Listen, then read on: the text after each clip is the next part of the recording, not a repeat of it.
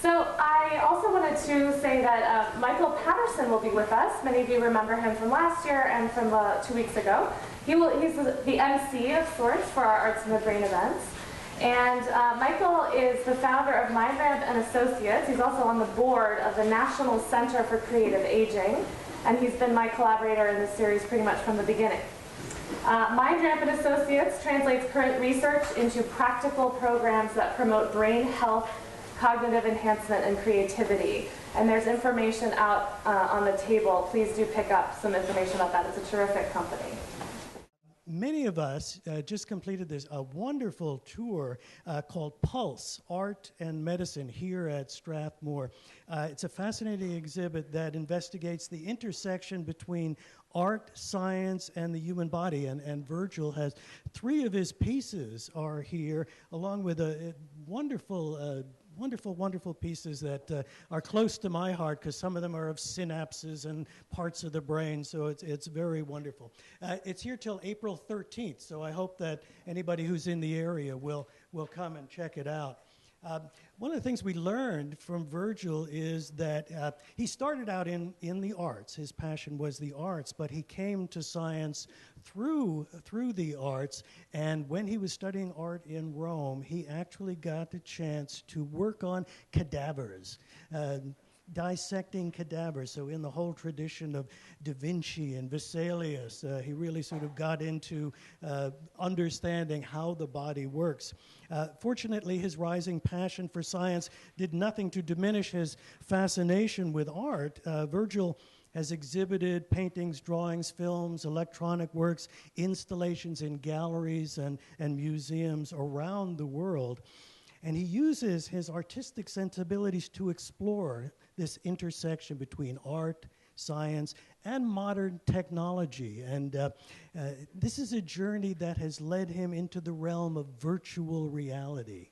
This is a strange world of avatars and doppelgangers, and it's a kind of magical world that will let us, with Virgil's help, look inside our own bodies and actually visualize our medical present and conceivably our medical future. Virgil is the co-founder and CEO of Medical Avatars. He's artist in residence at Columbia University, vice president of interactive media Element 15. It's a company that builds technology-based solutions for hospitals around the country. And he led the in-house web and multimedia division for Weill Cornell Medical College and New York Presbyterian Hospital.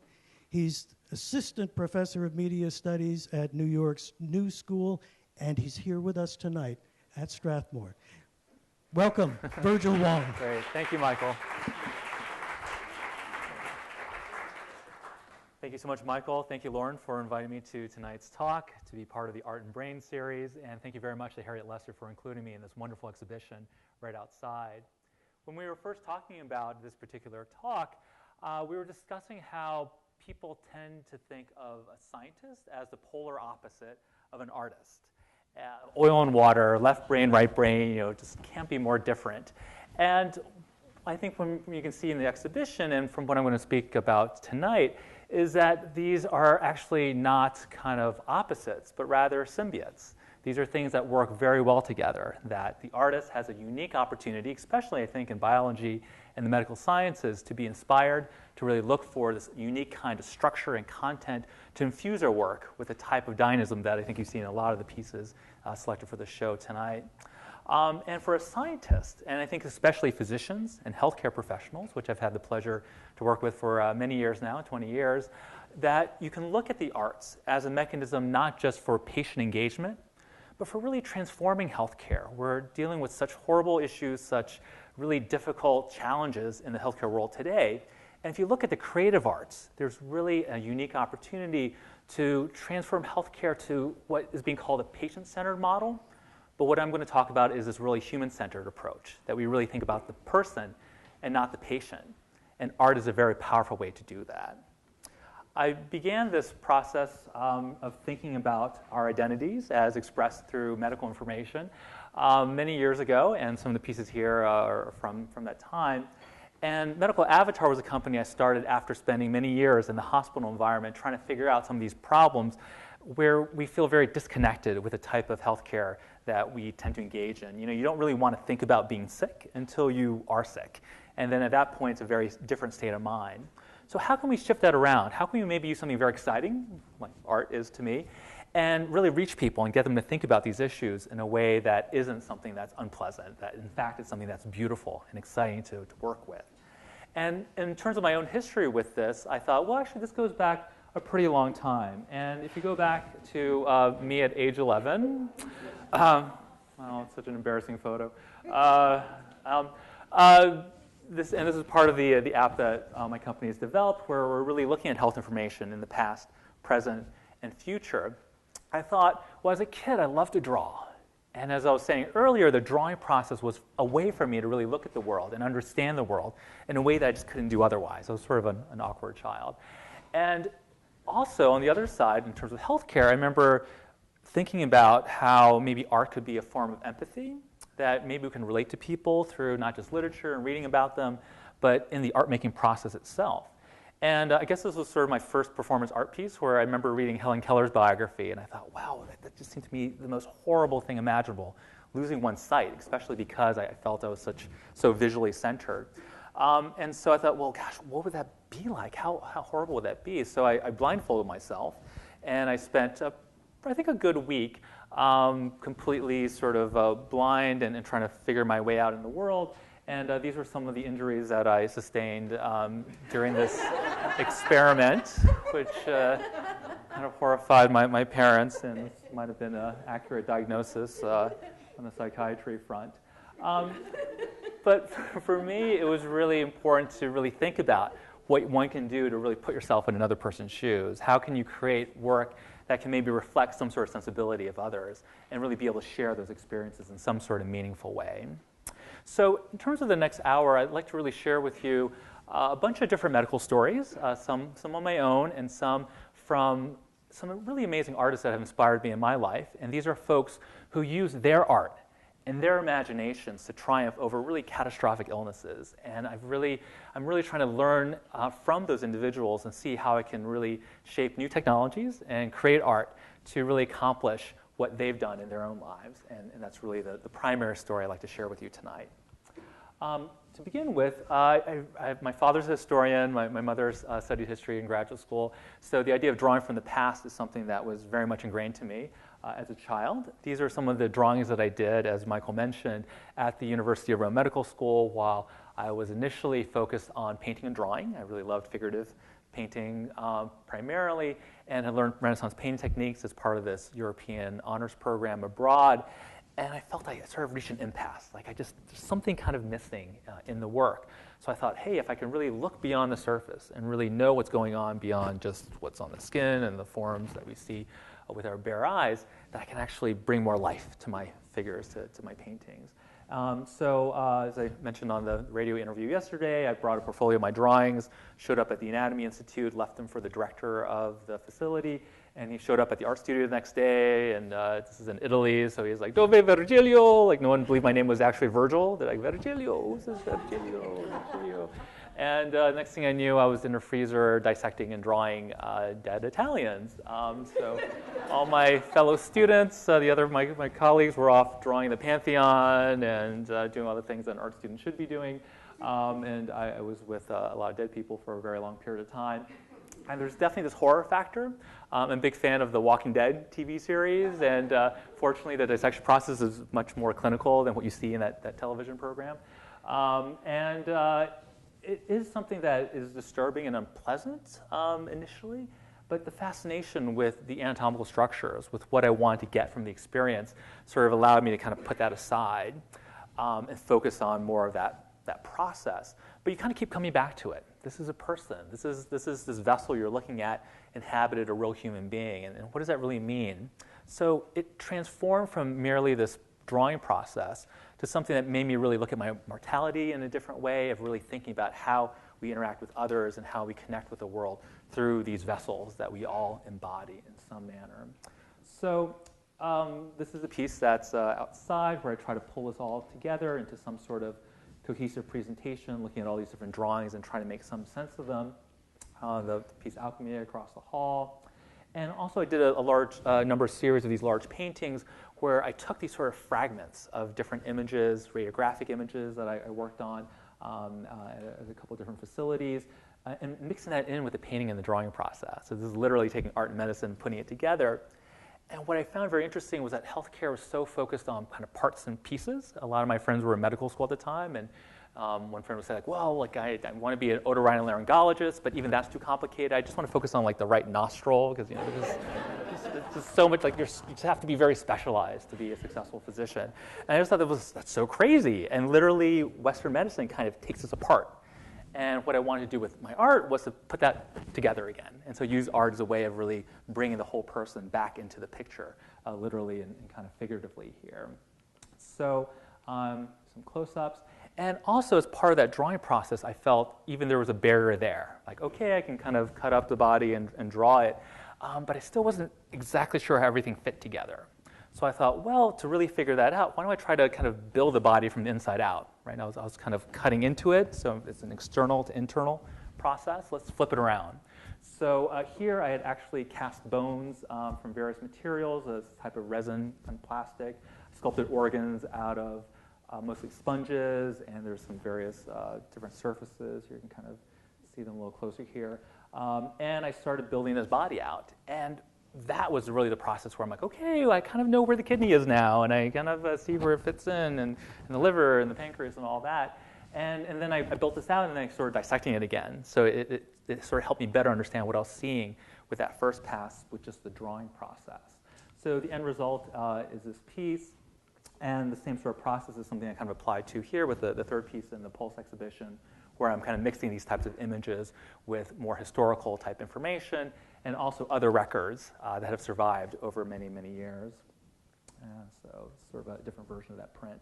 I was also interested in using new technologies at the time. So here, this is a video piece done back in 1995, where I attended this artist residency and loaded up a car with the anatomical body that you saw earlier. So it was the last thing I had to pack into my car. I didn't have any room for it, so I had to put it into the passenger seat. So I had to drive up to upstate New York with this sort of cadaver-like sculpture in the passenger seat. I didn't get pulled over, fortunately, but the McDonald's drive-thru lady kind of kept looking at me. I tried putting a sheet over it, that just made it look worse. But I felt I had all these kind of sculptural pieces. These are some, you can see the kind of bone and tissue here. I also mixed it with these kind of larger sculptures made of wood and rope to simulate skeletal and muscular structures. So I kind of combined that and juxtaposed those images onto my own body, and was just using video as a means, just as I was dissecting the cadaver from the outside in, to use video as a way of kind of layering and looking at those different anatomical layers in motion and using film as a medium to really explore those different ideas. So this work led me to a series of projects which were really trying to imagine the future of medicine. And this is a piece that I did for Deitch Projects in 2004, where it's a 20-foot tall mural. And I created this video game where you have this sort of anatomical patient that you can interact with, and it's being attacked by all these infectious agents. And you have to control these little nanobots, so these sort of nanoscopic robots inside the patient's blood vessels, and you got to fight off the infectious agent, and it's this kind of like this Space Invaders type Fantastic Voyage game. And if you succeed, patient lives or kind of walks off, as you're seeing here. And if you fail and the patient passes away, the lights in the gallery shut down, and you're kind of left wondering what's going on. And somewhere I have to get like a reel of all the people's reactions where they think they've broken something, and it's a really kind of a strange process there. But I've also been working at New York Presbyterian Hospital for many years. Your personalized website to access all the resources of New York Presbyterian. This video will describe all the ways MyNYP can help you and your family get healthier. So this is one of the projects that I did at New York Presbyterian Hospital as their web and multimedia director over about a decade and a half. And this is the initial patient portal that was created using Health Vault. It's a Microsoft technology for patients to be able to collect information from the doctor's office. So I always love that episode of Seinfeld where Elaine has some sort of information in her medical record, and it's in this manila folder, and every time she goes to a new doctor, somehow that manila folder shows up, and it says something really horrible about her, so every time she shows up, they're like, oh, I see what's really going on, and she's kind of wondering what's there. This is an attempt to really break out of that and get access for the patient to information that we really should have access to. And this is something that really inspired a series of projects. I thought, hey, there's all this great stuff that we're doing at this real-life hospital, and there were a lot of things that I wanted to do, and I would come up with sort of new suggestions, and like, oh, okay, well, the technology is not there yet, and the data is very complicated, and when you look at the structure, it's hard to pull all that stuff together, and it was very frustrating, where I said, oh, this would be so cool if we can do it, because we got the technology here is in place, but it's just the cultural infrastructure of the institution that makes it difficult to do really neat things. So I said, hey, if I can't do all this cool futuristic stuff at the real-life hospital, I'm going to make up a hospital. So this is a fictitious hospital of the future called RYT Hospital, Duane Medical Center. I created this website where you have this sort of nanotech control device that's sort of transforming here. That allows you to monitor these sort of robots in your blood vessels that might be clearing out plaque so that you can take care of any sort of heart problems. It also offers these clinical services of the future, like designer children and male pregnancy, which is, if you go to malepregnancy.com, you can see my friend Li Mingwei, who's a real person. But he's not really pregnant. I think I can say that now. This is a project that we undertook where we were just talking about things that we want to do in our life, and he said, oh, I really want to have a child. And I was like, oh, well, that's great. Are you going to go about doing that? And he's like, oh, well, are you going to adopt or have a child? He's like, no, I want to actually have a child in my body and give birth to a child and experience this. And I said, well, okay, well, actually, I'm meeting with the reproductive endocrinology people at Cornell the next day. Let me ask them what would be involved with this.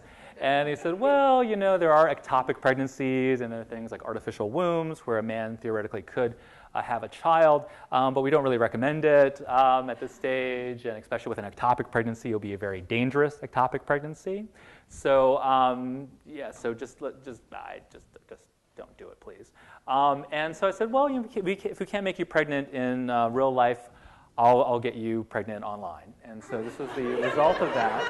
And when we first launched the site, we got a lot of really interesting responses. This is from this is the one of the leading papers in Egypt, and they ran this full front page article on male pregnancy about this Taiwanese guy in New York who was pregnant and all of that.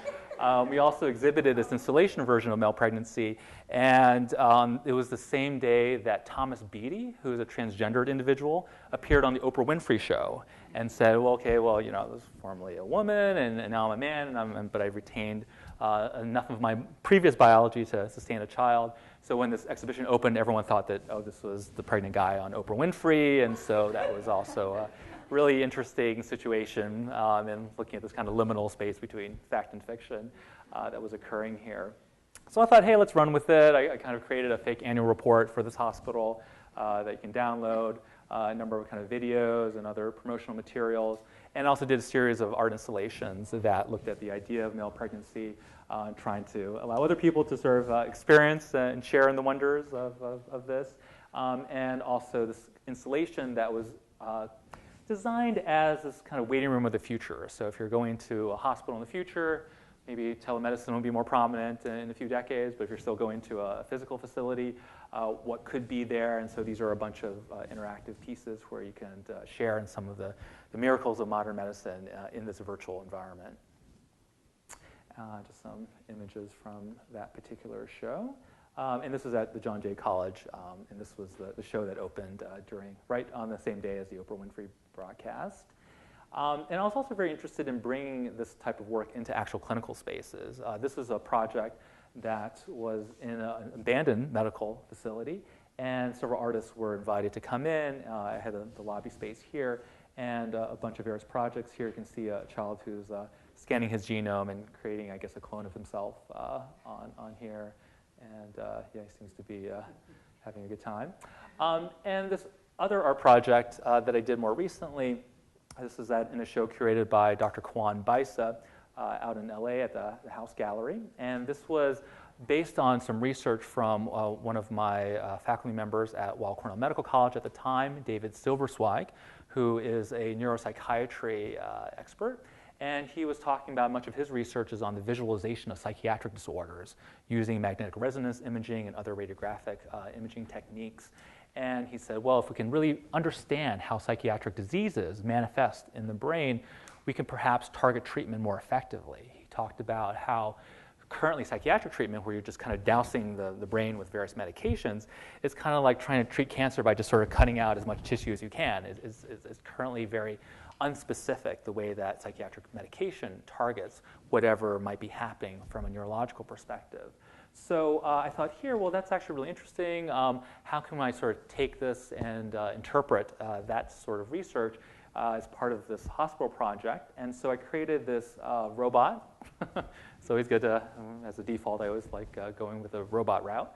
And this robot, you walk into the gallery and you put on this helmet, and ostensibly it's scanning your brain. And I used some of the various psychiatric tests that Dr. Silverswag used. He doesn't endorse this project, by the way, so I don't want to associate him too much to this work, but this was inspired by him. And so you start taking these tests, and then you get scanned, and then the robot tells you, oh, well, based on these tests and this neuroimaging studies, you might have obsessive compulsive disorder. And here are drugs targeted to the specific manifestation of this OCD that you have. At one point, this had sort of like a PEZ machine dispenser, so you can sort of, it pops out the medication for you. But I think there were some legal issues that, it was like sugar pills, but the gallery didn't want that as part of the exhibition, which I understand. So sort of future medicine, but kind of done in a tongue-in-cheek fashion. And one of the projects that I was developing initially as an art piece, hopefully this music won't be too distracting, was the Medical Avatar project. And this is something that initially started off as an art piece. And you can see here, this is an interactive version of the Medical Avatar that literally reflects or a representation of your neurological system. So Akshay, who's the co-founder of Medical Avatar, along with me, is here in a gallery near Times Square in New York. And so you can see as he's moving, the neurological system is moving along with him. And this led to a mobile app project that we now offer for various hospitals, where they can allow their patients to visualize themselves and their health in the past, present, and future using this iPad and iPhone app. We're doing an Android version as well. And there's some kind of gaming components. So if you're expecting a child, there's this whole component where you can sort of, race the sperm to pregnate the egg, just as has happened in real life. And you can see your sort of your child avatar, or see yourself back at 51 weeks. And also, we're developing these different apps to help children, for example, deal with the clinical environment, which can be very stress-inducing. So this Play Doctor app is something that allows a child to become the physician that will be treating him or her. And so in this virtual environment, they'll actually provide that treatment, and they'll know that, okay, at this point, I'll be holding the surgery. Here, I'll see people with masks on, and I'm wearing a kind of a mask in this virtual environment. And so when it actually happens, there's less anxiety because they kind of know what to expect, right? And so this is something that has been done in sort of an analog fashion, and we're trying to take advantage of these digital technologies to take the concept a little bit further. And so here you can see some of those examples where they kind of get sick, and you can play as the child or as the physician treating that individual. So here's an actual screenshot of, or a screen capture of the app in action. So you can see it's a three-dimensional anatomical figure of the patient. You can personalize the body by taking a photo of yourself. And we have this technology that will actually map this picture of yourself into a three-dimensional model. So it's a 3D anatomical figure with your head on it. And you can also change the body size to match your body type. So it could be these default settings, like an ectomorph, mesomorph sort of body type, or a mixture of those body types. Or if you want to enter in additional data, you can put in your clothing sizes, and the body will kind of conform to that. I did a study using this technology with a bunch of kids up in Harlem, and I guess the baggy jean thing is still very popular, with the kind of jeans hanging down, pants on the ground kind of thing. And so they put in these large pant sizes, and all their avatars had these like giant legs walking around. So yeah, still some bugs we're trying to work through. And you also have the ability to go in and alter the avatar to be able to look at yourself in the past or present or future. And we have this technology we've developed that does a sort of predictive analysis. So if you've made these changes in your diet or your level of fitness, this was your weight and sort of your lean body mass. So if you continue doing that in the future, here within this time frame, these are maybe the changes that you can expect. So it's a way for you to be able to see and visualize what you can do today to make more positive health changes that can affect you tomorrow. So these are a couple examples here, and also illustrates the body morphing and transformation. So the other aspect of the app here, once you have this anatomical version of yourself, you can also start adding information to it. And the personalization piece of it is something that I've done a number of preliminary studies to see if that makes a difference in terms of how we look at that health information. So when the doctor comes to you and says, okay, well, the human heart operates like this, and when plaque accumulates in this artery, it could result in arteriosclerosis. And you're like, okay, well, that's really interesting. But what if you can see all of that and hear that information, not just on a heart, but your heart, and you see it sort of inside your body? Does that make a difference in terms of how you respond to that information? Do you remember it more? Do you apply it to yourself more because it's sort of related to you more directly? In psychology, there's the idea of the self-reference effect. You remember things more when it applies to you directly. And we're trying to visualize that in a very explicit manner.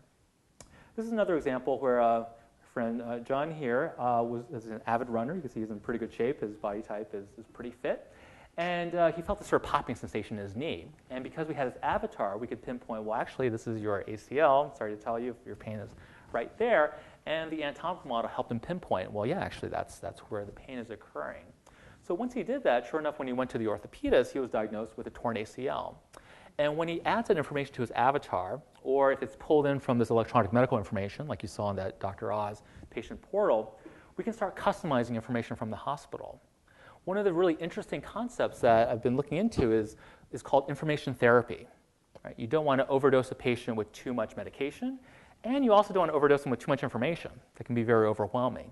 There's a certain thing that you need to know at a given stage of whatever you might be experiencing, whether it's within the diagnosis stages or the treatment stages or after that. So by having this information in place within the avatar, we can start tailoring that information.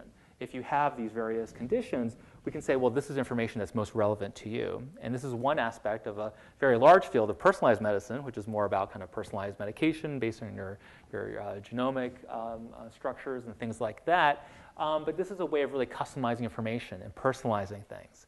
When you go to a hospital website, which I've designed a lot of hospital websites over the years, it's trying to be everything for everyone. With this app, this is information just for you. It's really about putting the patient first, which every hospital says, but it doesn't always happen that way. And we really have a medium in order to do that. Some of the other aspects of this is this timeline component. So you can start to track information. So things like BMI, you can track over time. And you can also pull that information in on an ongoing basis. So your avatar changes as you change. You can look at your past information, understand your medical history, maybe with a higher level of specificity than you could otherwise. And you can also look into the future, as we saw with the obesity simulations. So this is that timeline component where you can pull that data from your hospital physician record, see yourself in the past, present, future. And as I said before, with this customized information, the hospital now has enough data about you so they can send you additional information. There might be a seminar, there might be other activities that would be of interest to you because of the information you have on your avatar. And they can really tailor that to you as opposed to you getting emails about things that you may or may not be interested in. So it's a much more targeted approach. We're about to launch the next iteration of this app for a 4-hospital system out in the Detroit metro area called Oakwood Healthcare. And you can see a screenshot from there. This will be on their website. And you can see here how we're really illustrating that this is you, a representation of you. I love that their tagline is, "We specialize in you." And we've really designed the mobile app to really do that. So this part here in terms of transforming healthcare, this is where I'd like to share with you what I find to be very inspiring stories of a couple different patients and artists. Folks like Katie McCurdy, who is one of the best user experience designers I've ever met or ever had the pleasure to work with. She's a designer who spent many years at RGA, which is probably one of the, still the leading interactive agencies, one of the biggest agencies that are out there doing interactive media. And her story is quite remarkable. This is Katie back when she was a child, and you can see her beautiful smile. When she turned 13, and this is I think an amazing family portrait of hers. She's in the middle back here. she talks about how she was having dinner with her family and laughing at something that her brother said. And her mom pointed out, well, why are you making that face? And she's like, well, what face? And she runs to the mirror, and she noticed that she couldn't lift up the sides of her mouth. She couldn't smile. And she was diagnosed with an autoimmune disorder called myasthenia gravis, which is an autoimmune disorder, which means that your immune system is attacking healthy tissue by mistake. And with myasthenia gravis, it's actually blocking the nerve cells from sending, it's like neurotransmitters, messages to your muscle cells. So you lose control over your muscles, your voluntary muscles. So you're unable to smile. There's obviously kind of mobility issues, kind of standing up after being seated for a while, and also breathing. I mean, the muscles in your chest, which are important for respiration. So it's a life-threatening condition, and it's a chronic condition that you have to deal with over your entire life. So Katie is the most radiant person I know, just amazing. When I see her, I see a smile, but she can't physically always make a smile. And whereas most of us who have this condition might become withdrawn and might be like, okay, I just don't want to deal with folks and don't want to be photographed, she in fact went and photographed herself over many days. And she saw it as a way of tracking this particular symptom that she's dealing with myasthenia gravis. And she can say, like, oh, well, on these days I could smile more, but on others, this was as much of a smile as I could get. So it's a condition that constantly changes. There are always new symptoms and new things, and it's really hard to kind of show up at the doctor's office and be able to share this very complicated medical story. So what Katie decided to do as a very talented individual is to really figure out how she can encompass and tell her medical story more effectively. And you can see the range of these symptoms. The loss of your muscle control can also result in sort of drooping eye syndrome. And she had to wear an eye patch, so frequently patients have double vision and other related issues.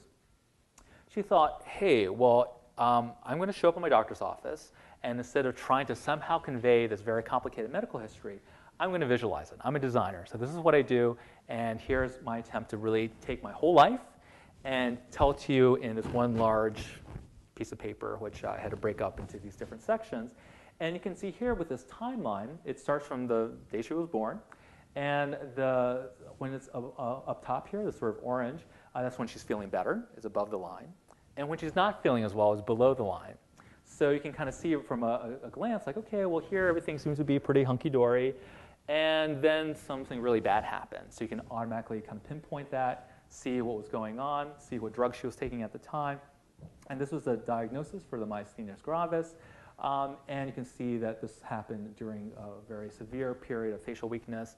And as you go in further here, there's double vision, can't really sleep, and also gastrointestinal issues that crop up. So very quickly, when she sat down with her physician, they can sort of pinpoint, what's going on here? How's this kind of connected?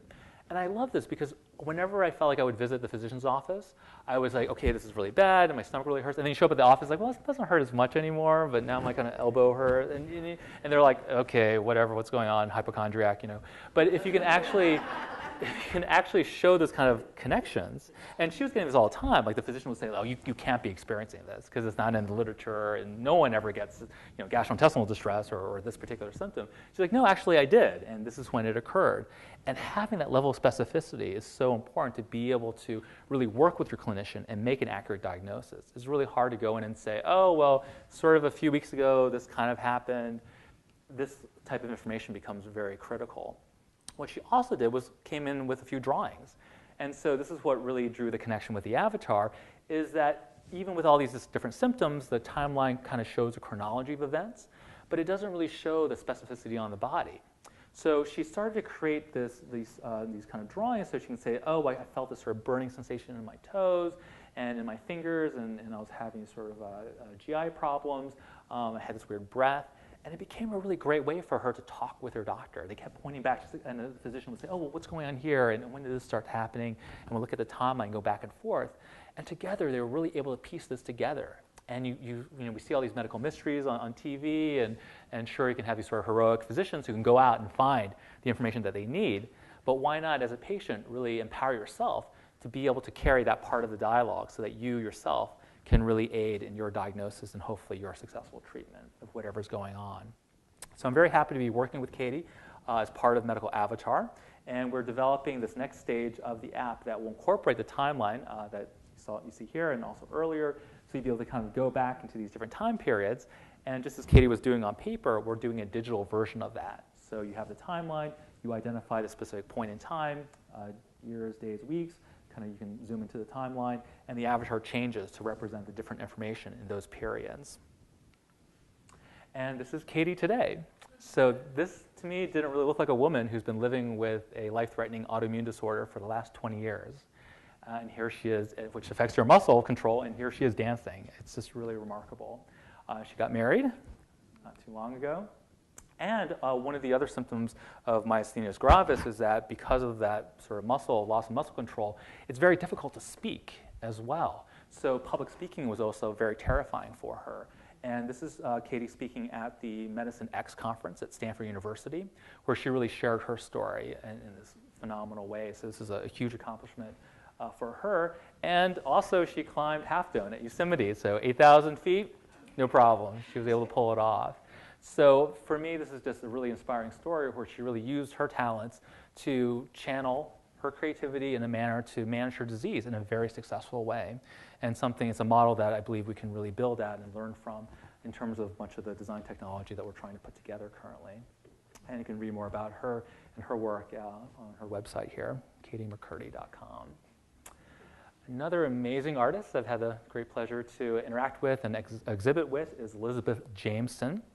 And her story is she was a public interest lawyer for many years, was a very distinguished lawyer, both as an advocate for civil rights. She also had these amazing cases that I read about, one involving a child who was wrongfully denied medical benefits that she successfully won. She also served on Hillary Clinton, then First Lady Hillary Clinton's healthcare reform task force. And even though that effort wasn't successful, as we know, much of the language that she developed, especially the definition of medically necessary care, has been incorporated into Obama's 2010 Affordable Care Act. So there's a huge legacy that her legal work has really developed and we still benefit from. But what happened was one day when she was on the playground with her 2 children, she suffered a brain lesion, and she was diagnosed with a rare form of multiple sclerosis. And it was a process that really stripped her of her ability to speak. So you can imagine as a lawyer, as an advocate, as a voice for the disenfranchised, to lose her voice must have been truly catastrophic for her, loss of mobility. And she really started art making. She never had any art experience before. She became an artist as a way of coping with the depression and other issues that occurred. But what she realized is that she could really use this art-making practice as a way to become not a public interest lawyer anymore, but maybe a public interest artist. And she could really take these MRIs, and this is actually her brain, she could document the changes in her brain over time through her artistic practice. And she can make sense of it, and she can also share what it's like to go through this condition with the rest of the world. And she's another great example of someone who's used her artwork, and these are just some really amazing pieces that she's created over the years, to encapsulate her experience as a patient and to really reassert her identity not just as an MS patient, but as an artist and as a human being. And so these are some of the various MRI scans that she documented, and this is an image from her exhibition at Harvard University not too long ago. And you can learn more about her at jamesonfineart.com. So what really struck me about Elizabeth's work is that it's really about looking at these chronic conditions over time and how art and imagination can really infuse that process in a very unique manner. So it really is this kind of day-by-day problem. When we think of health issues, many of us think of it as like an engineering problem. And this is something that Jay Walker, who runs the TED Med Conference here in DC, talks a lot about. We think there's a magic pill that we'll take and we'll lose weight. Right? We're all waiting for that next pharmaceutical miracle. Well, most of the predecessors of this miracle has, had different problems, heart issues, whatnot, but I don't think that's really the solution. An engineering problem is something like this Rubik's Cube, where you have all these different colored sides, and there's a way of solving it. There might be a couple of different ways of solving it, but you can sort of like move things around and get the job done. But what you have in healthcare, in particular, it's not an engineering problem, it's an evolving system problem. And what I mean by an evolving system is that if we look at the Rubik's Cube model, instead of just trying to change one thing and get all the colors on one side, imagine if this is not just trying to create sort of a picture from the pixels of all these different colors, but imagine that this is sort of a moving image, like it's a video image where the pixels are changing all the time, and you've got to manually sort of change the different pieces of the Rubik's Cube at the same time, right, and match up with it. It sort of seems kind of impossible, right? But that's something that we deal with healthcare. It's not just a single problem solution, but it's a solution that happens over time. They're incremental changes. You're sort of changing the Rubik's Cube on a daily basis. You're not going to make one change and lose weight tomorrow, immediately. It's something that you have to do day by day by day by day. And it's incremental, and it's also something that deals with probabilities, right? There's lots of different factors that can affect outcomes, and we don't have complete control over them. So the solution isn't like a pill or just some sort of magical piece of technology per se. Like we saw here with this obesity morphing, it's something that has to guide our decision-making process. And in psychology, there's a really interesting concept called mental models. An example of a mental model is, what would Jesus do? Right? So that applies to a lot of different situations. Like, okay, well, you know, like, should I like steal this ballpoint pen from the office, or do I just sort of not do that? Oh, well, Jesus wouldn't do that, so I'm not going to do that. Right? It's a framework for you to make decisions. And so, what if we can create a personalized mental model that we could apply to our own situations? People always talk about, oh, these are the top 10 tips for losing weight, or improving your fitness, or stopping smoking.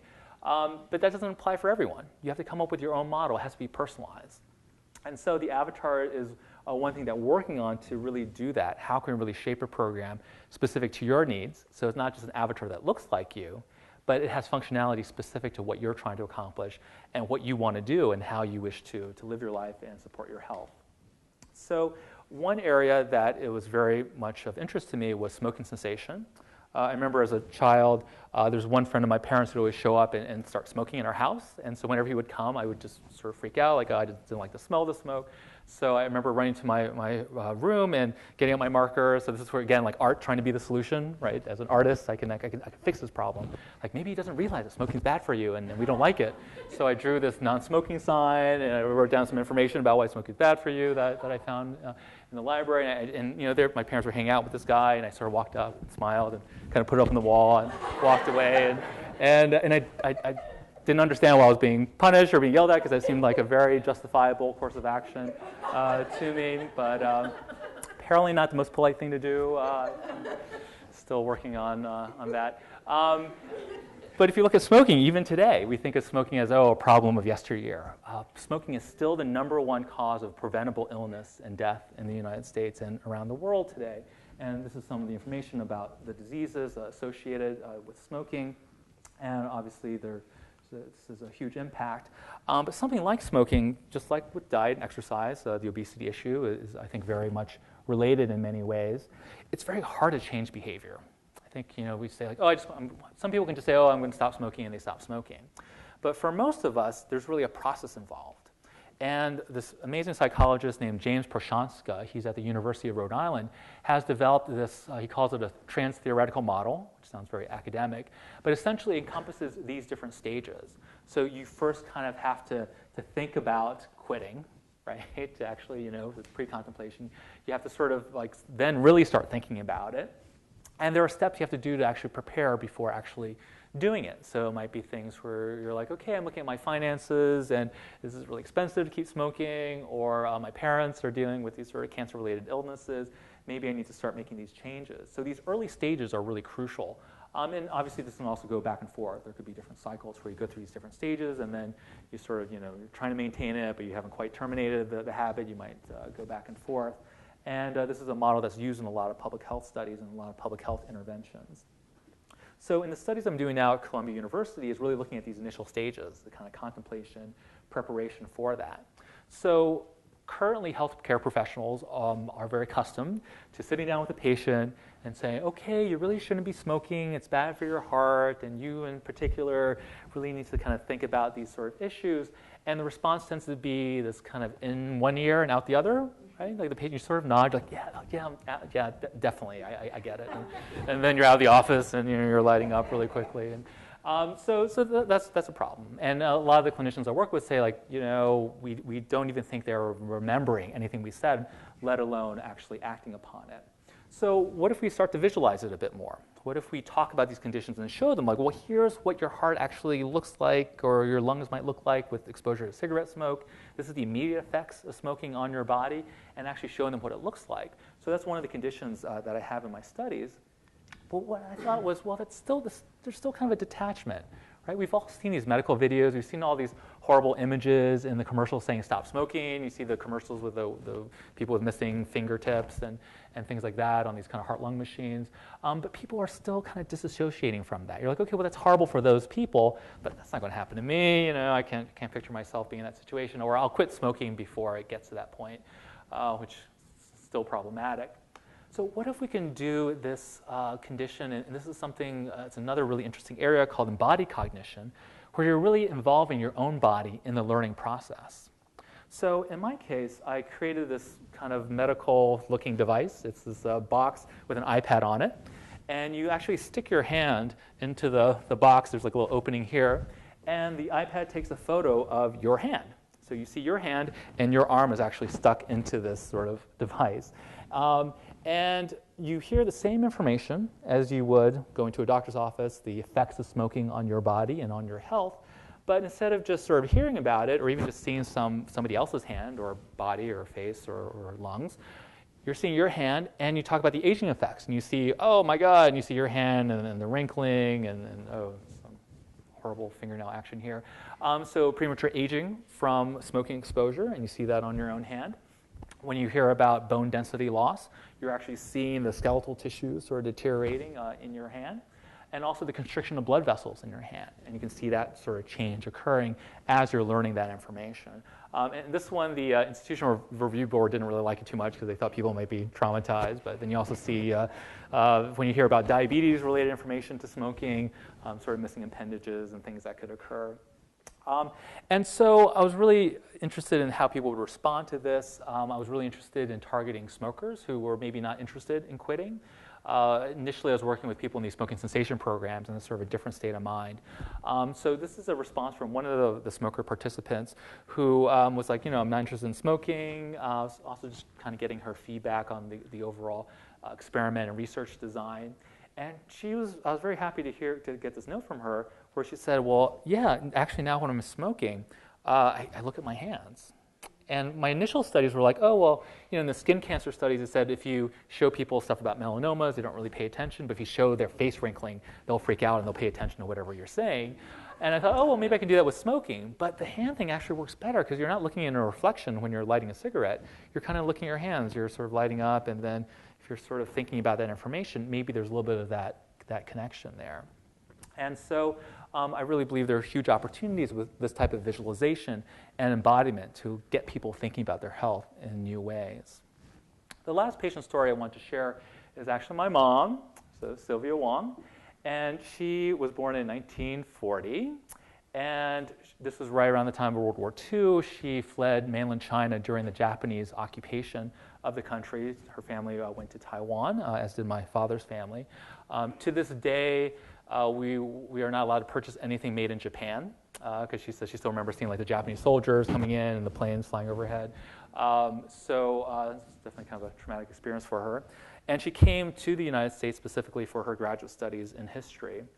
And even though she went on and got her education degree and taught Chinese as a second language, she was also an artist.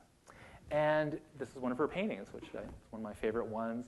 And she uses this technique called gongbi, which is a very kind of formal, tight rendering technique all in watercolor. And I don't think of her as a Sunday painter. Her art was an inherent part of her life, her process, her way of seeing the world. This is something she did on a regular basis and was definitely an extension of who she was as a creative individual and how she engaged in the world. And a few years ago, she was starting to deal with some vision issues. She was starting to lose her sight. We went to a whole bunch of different ophthalmologists to see what was going on, and eventually we went to a neurologist, and she was diagnosed with a brain tumor. And it was an orbital brain tumor. Non-Hodgkin's disease was the diagnosis. You can see here the eye on the right here is kind of being pushed forward by the brain tumor mass. And this was something that happened very, very rapidly.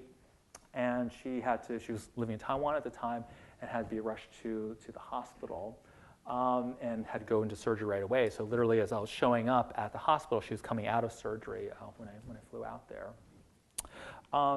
And the overall process of experiencing something like cancer, this is just like with these chronic conditions, this isn't something where you just kind of go into the hospital and kind of step out from. This is a multi-year process of dealing with surgery, chemotherapy, various medications on an ongoing basis. And it was something hugely challenging. And this was something that was really the basis of the work I'm doing now with Medical Avatar, where there was so much information coming in. And I was really trying to figure out a way to collect all that data, as you saw before with the scans and some of these snapshots that I'm putting into the Medical Avatar interface, where we can start to keep track of the medications. Like, yes, she's taking her medications now. She was on this drug a few months ago. Then they switched to this medication because she was having these side effects. It's really hard to do without some sort of digital format. It's kind of what digital technology was made for. It's a way to kind of sort things and look at information in a bunch of different ways. We used to have like a shoebox where my mom would collect all of our medical records as children for me and my brother, and we would show up at the doctor's office to try to sort through things. It's really hard to find the information and make those connections effectively. So I was trying to do that for my mom there. And I remember at one low point during her brain cancer treatment where we were trying to make sense of these medical diagnostics. And I said to her, wow, Mom, I'm sorry, maybe I should have gone to medical school like you and Dad had suggested. Even though my mom was an artist, she said, well, it's not a real career. You can't really be an artist. Maybe you can be like an architect, or if you really don't want to be a doctor. So she told me growing up. But when I said this to her at this moment, she took my hand and she said, medicine can help us live longer lives, but art is about why we live. Always be as proud of being an artist as you would a doctor.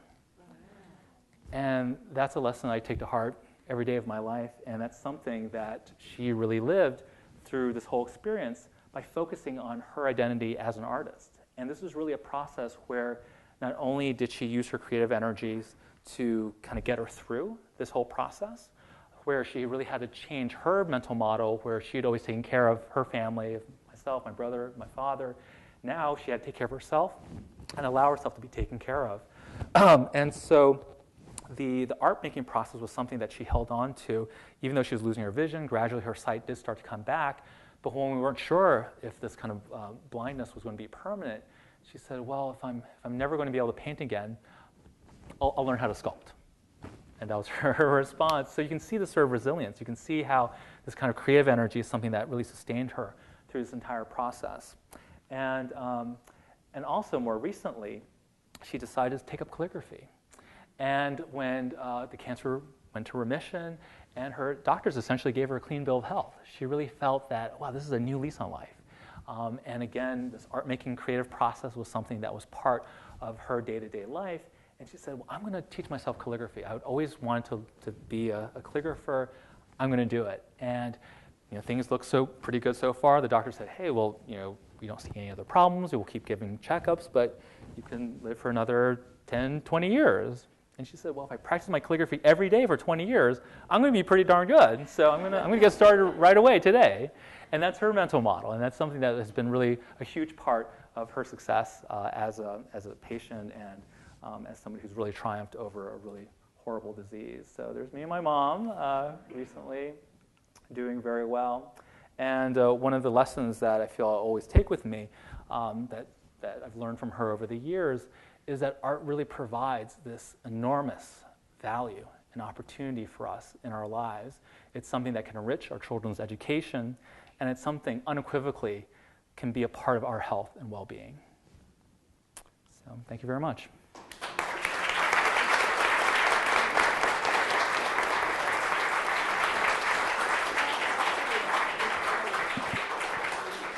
Wow, that's terrific. Thank you, Virgil.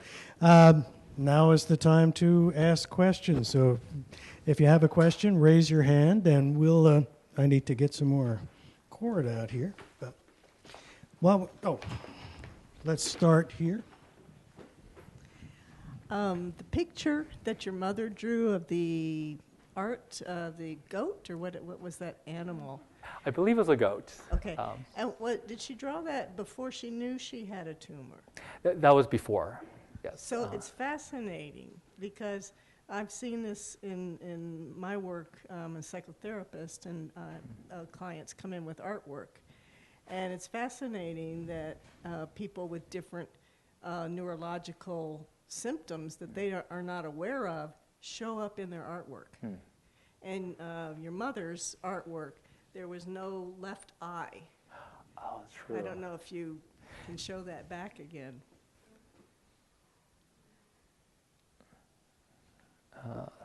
There. You see, there's no, at least. Oh, of the goat. The goat. There's no left eye. And I don't that's know interesting. about her vision, which side of the brain that corresponds with. Wow, that's interesting. Yeah, thank you. Fascinating. Yeah, but I think also like maybe her being drawn to calligraphy was maybe more of also like kind of a freer expression of something, because maybe with the lack of the visual acuity too, that you can see this is like a very rendered and very detailed process, that maybe that's also what drew her to calligraphy. So. Just the fact that she was diagnosing herself. Yeah, that's true. You're very unique and very exciting. I'm wondering if anybody ever tried to turn you into a medical illustrator along the way. I did think about that at one point, but there's definitely, I mean, my mom's work is very kind of detail-oriented, and definitely when I was doing a lot of illustration work, I was very interested in that level of specificity. But for me, medical illustrations are very much about this very faithful type of representation. And I'm really interested in sort of interpreting that a little bit further. So it's not just about kind of what you see. Yeah, I feel like the idea of art and medicine is that it's not just simply an illustration of medicine. It's interesting for a lot of artists, like Laura Ferguson, who I was talking about earlier, who's also exhibiting here. When she was an artist in residence, I think a lot of people thought, oh, well, you're an artist in residence, so if I need illustrations done for my textbook or my publication, I should talk to you. And she's like, no, that's not what I'm really here for. So yeah, I mean, I love medical illustration. I think there's great opportunities there. But just for me personally, I felt there's something more expressive that I was interested in.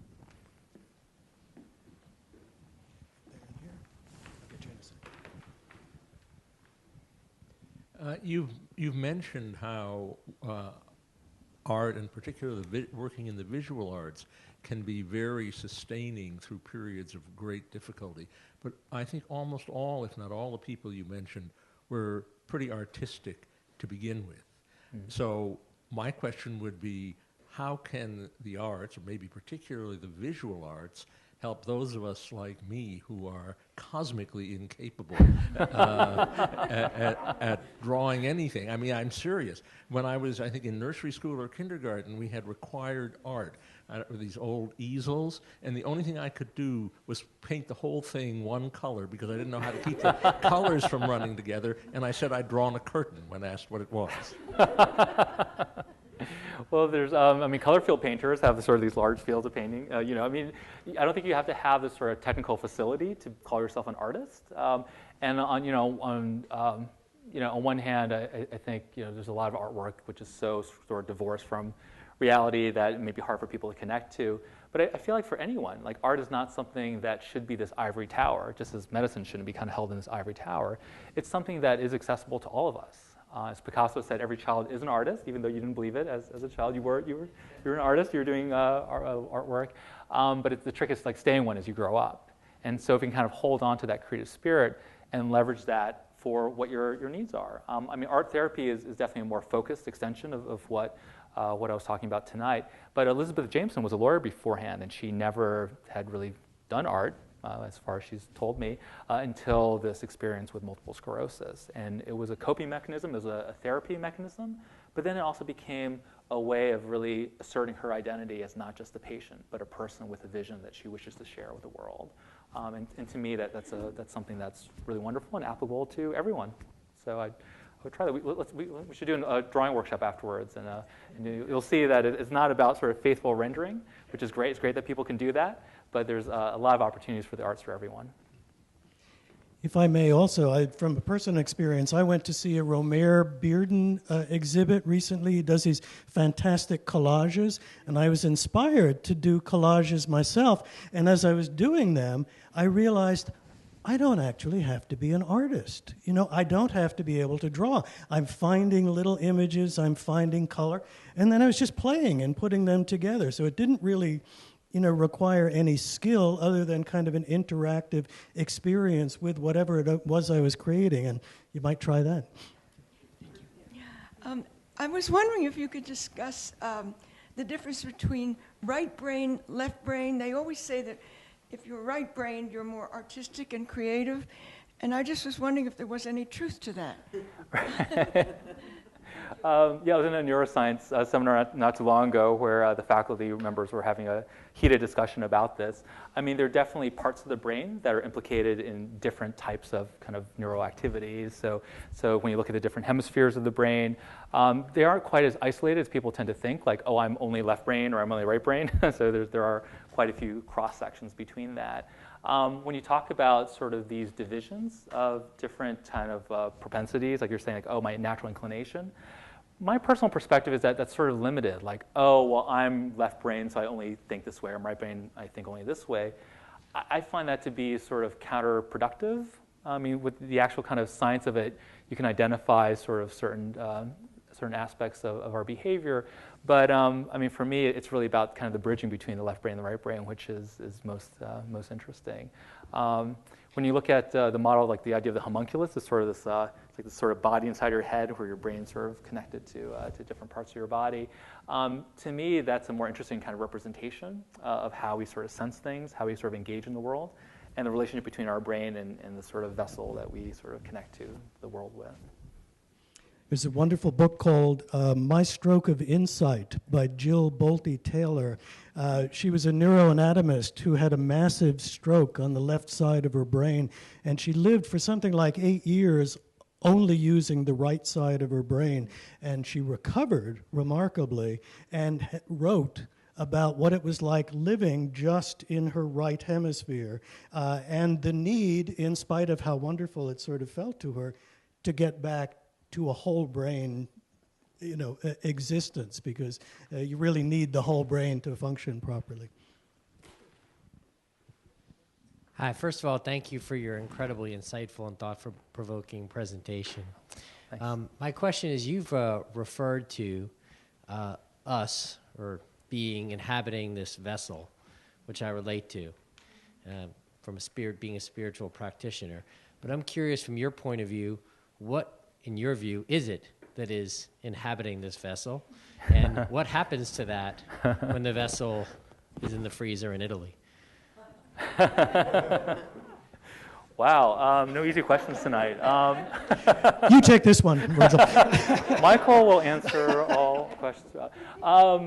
Yeah, well, you're asking for my personal...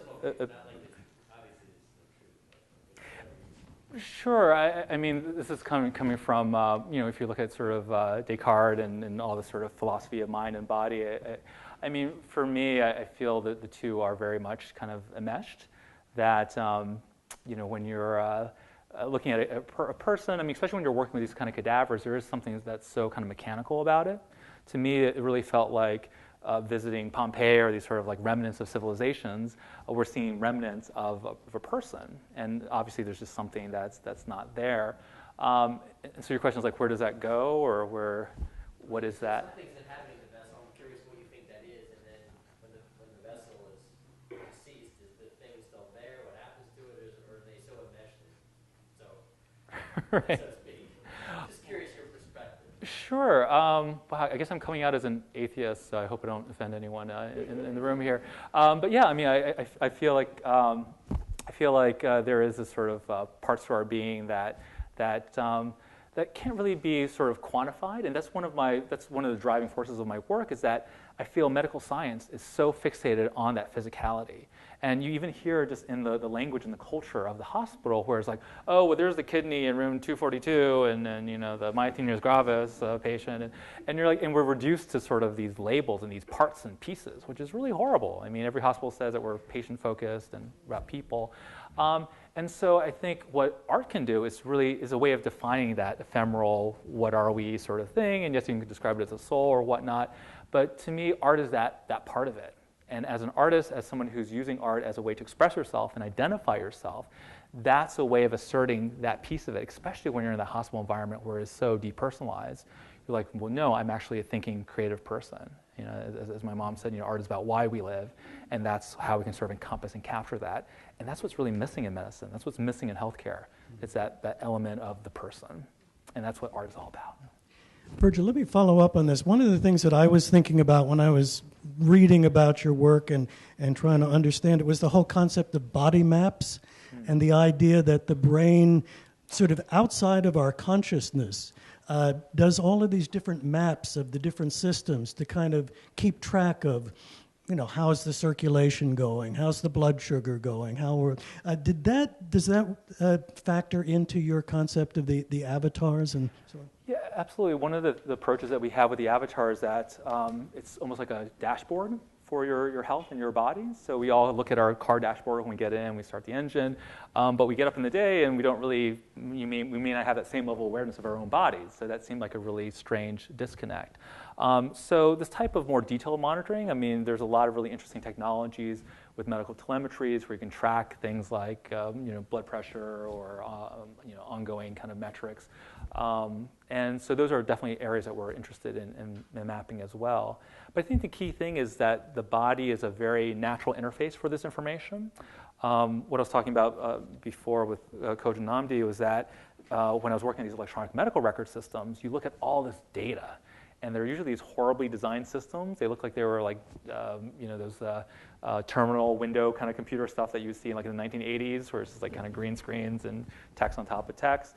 And why not use the human body, something that we're all somewhat familiar with? We may not be anatomists and know every kind of structural form in our bodies, but it's at least some point of reference. So if we can use the body as a way of saying like, oh, well, my shoulder's hurting today, and yesterday it's sort of now it's sort of my whole arm, and to use the body as a visual representation of that data, it just kind of makes more sense. It's something we can all relate to more readily. We got a lot. 1, 2, 3, 4. I'll get to it. I want to say thank you for sharing this loving story, and it's very touching, especially with the man, your mother. And I really applaud her, the idea say rejecting Japanese goods, and I totally understand that.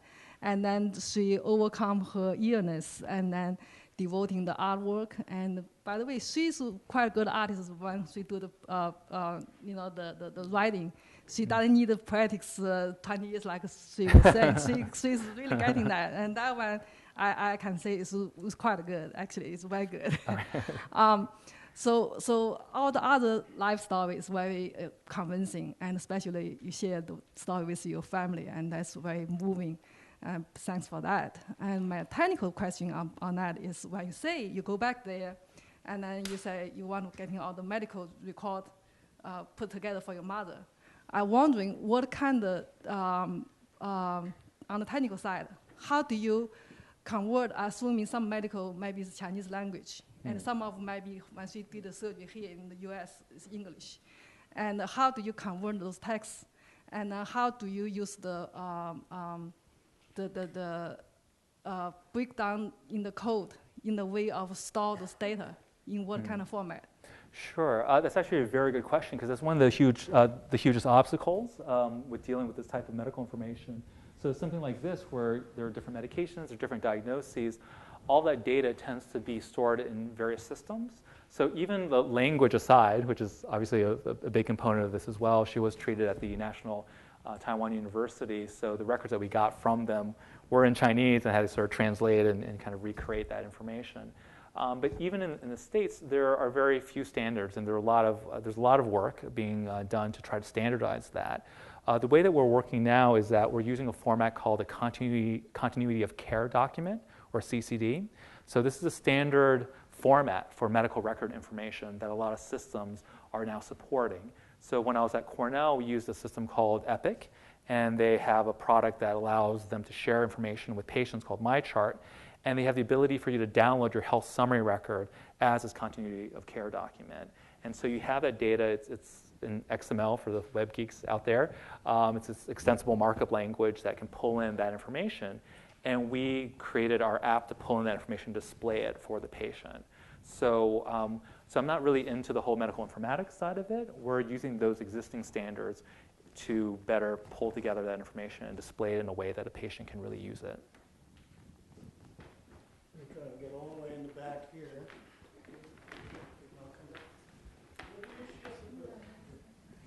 So mine is a more practical question. Where is your avatar app? I know you said you were just getting it started in Detroit, and one is at Cornell, and is that it? Yeah, the Detroit one will be out actually next month. So we're releasing it to the iTunes, or we're submitting it to the iTunes store on Monday, April 1st. So if I'm speaking fast and sort of a frantic state of mind, or if I'm incoherent today, I apologize. We've been in kind of a crazy production mode. So hopefully it will be approved and be in the iTunes store as of April 15th. Usually, like, there's a fair amount of variability in that time frame. That'll be available for everyone. It will be specific for, like, it's branded as Oakwood, and if you are an Oakwood patient or if you become an Oakwood patient, there are additional services and information you can access. But in terms of like the personalized avatar and a lot of what I showed tonight, that will be available to anyone to download. Okay. Who had their hands up over here? Oh. I was just wondering that it very well may be that we're more spiritual than we think we are, or we're allowed to be. And perhaps we go back to the spirit. So much of how we live and how we're guided seems to want to eliminate the spirit. And I think what happens with the diagrams and all of the latest data shows us that we are, perhaps.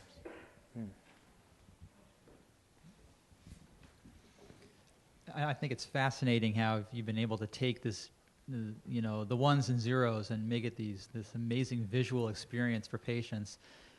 But on the physician side, what are your thoughts on physicians being willing to work with this and work with their patients using these systems? Sure. In terms of the patient-physician communication aspect, a lot of that is embodied in the work with Katie McCurdy, where it's an opportunity for physicians to get a clearer sense of their patients' experiences and their stories. So I think a lot of physicians that I've talked to find it very frustrating to get the information that they need to do their work and their diagnosis and their treatment. There's always that syndrome. They should come up with it's like the one more thing. It's not the Steve Jobs thing. It's where you're a patient and you go in with a complaint and you have a very limited amount of time. It's like, 10 minutes now at most, 5 to 10 minutes. And then, you talked about this condition and that condition, and then you're leaving like, oh, and by the way, I've been bleeding, out when I cough, and you're like, oh my God, it's a whole other thing. So we're hoping to really empower both the patient and the physician to really make the most of that visit and do it in a much more effective way. So there's the kind of business side of things where we feel it would be cost savings and other things that we can measure that we benefit to the clinical world, but then also allowing the patient to be able to share that full story and to make more accurate diagnoses. And because the patient is also tracking that information, incorrect diagnoses are a huge problem and causes a lot of the huge costs that we're dealing with. Lack of patient engagement, lack of patient compliance is a huge issue. So those are all things that we feel that this sort of tool can really allow the patient to be able to better work with their physician.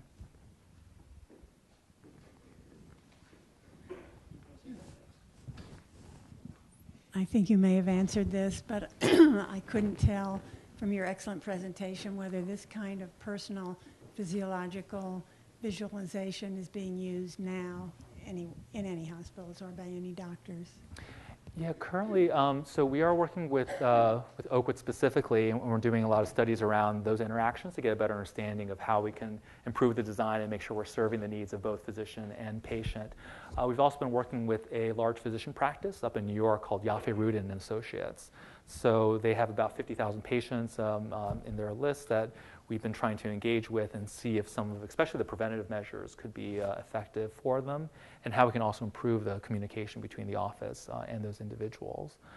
There are a number of other projects. NHUMI is a company that has used an avatar technology from IBM to visualize health information specifically for clinicians. And that's been in use in a number of European hospitals that I've been aware of. Part of what I'm trying to do actually is to take the technology outside of the hospital as well. So we're also talking to some folks at GE Healthcare who had provided all the American athletes in the last Olympics with electronic medical records. So if you're an American athlete and you're kind of tracking these symptoms, and athletes are always dealing with kind of health-related issues, that they would be able to have that in some sort of electronic format. But when you look at these electronic records, I don't know if anyone, has anyone ever logged into, does anyone have access to their electronic records, and have you seen it? It's not really pretty, right? It's sort of looking at test results and you're really not sure what it is that you're looking at. We feel the medical avatar is an opportunity to actually make that information more usable and more easily presentable for that audience, and more exciting. So we thought, hey, if the American athletes had electronic medical records in the last Olympics, the next Olympics, they should all have medical avatars. And so not only can this be a tool for them to be able to manage their health more effectively, but imagine being able to see Usain Bolt's lungs and his respiration rate and things like that as you're watching on TV.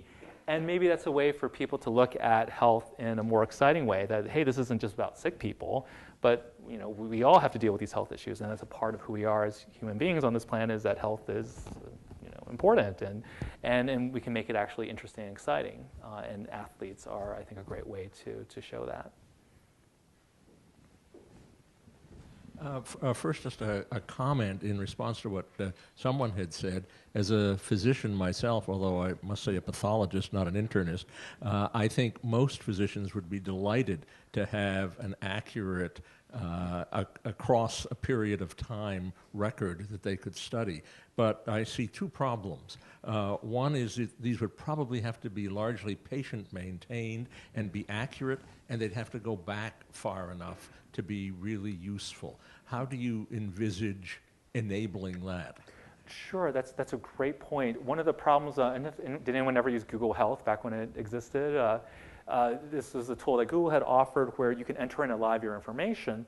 And the problem was that you as a patient are forced to become a data entry clerk. So if you don't have that data going back, as you're describing, all these years, then there's very limited utility. What we're trying to do is to allow both the patient to be able to record their own data, have that readily presentable, but then we're also pulling in official information from the electronic medical record. So the physician has the opportunity to view official things that he and other clinicians have put into the avatar, and it's clearly distinguished between what the patient had put in.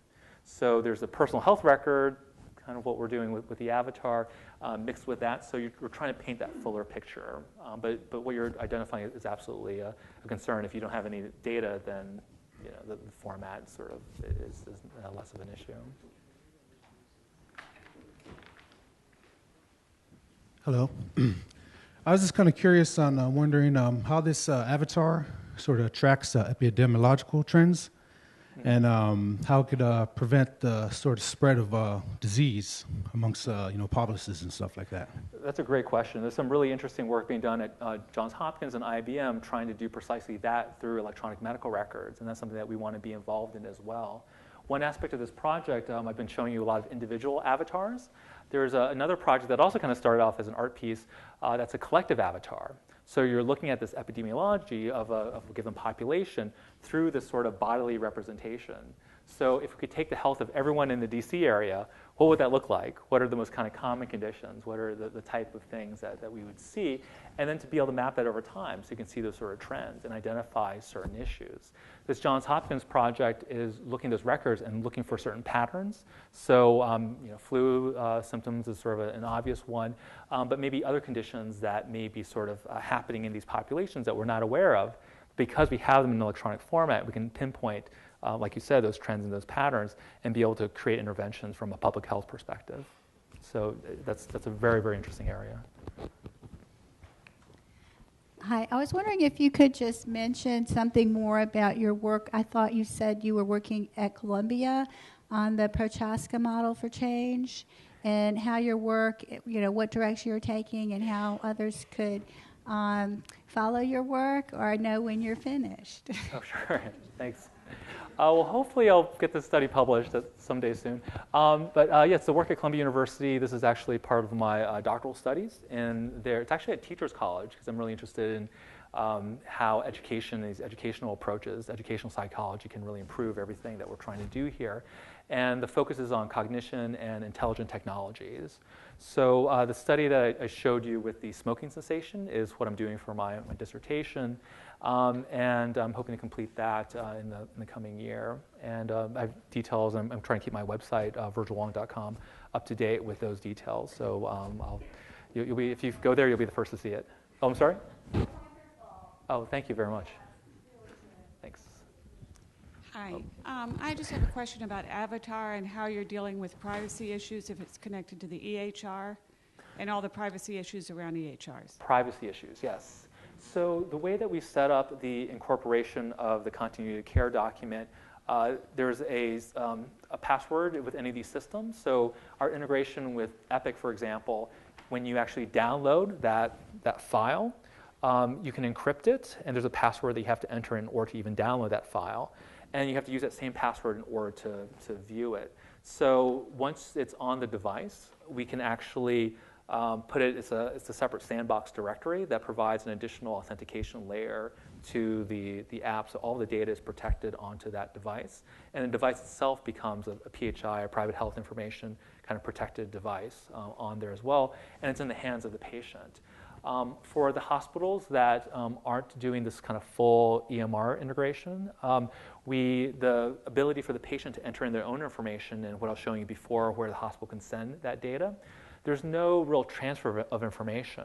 So what happens is that the hospital sends out information about heart disease or a specific heart condition, and only the patients who have that information listed in their avatar will see that information. So there's this kind of filtering mechanism. There's no information transmitted to the clinical provider. So there's less of those kind of privacy issues. You control your data. It's in your hands, and we're trying to make sure we address all those concerns. Sure. And we have a detailed HIPAA compliancy that we have to do with each hospital. Hi.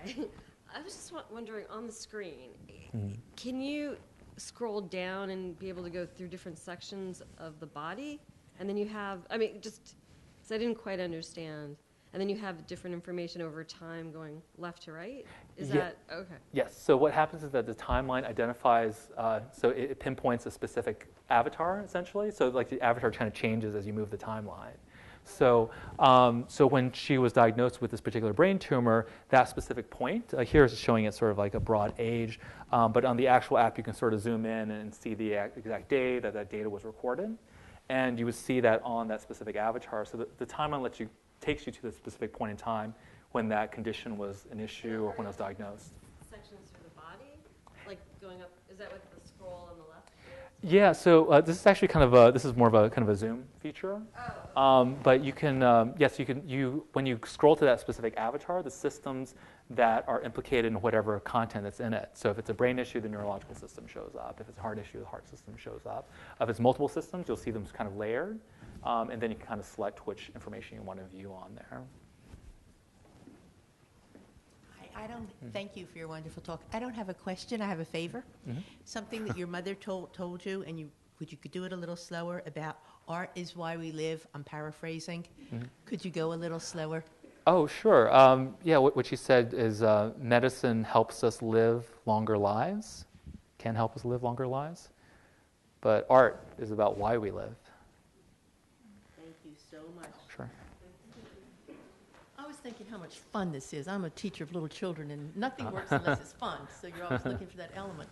And I thought, well, I can see you going to medical schools and getting all the medical students building their own avatars, and therefore being very open to having their patients present theirs. Absolutely.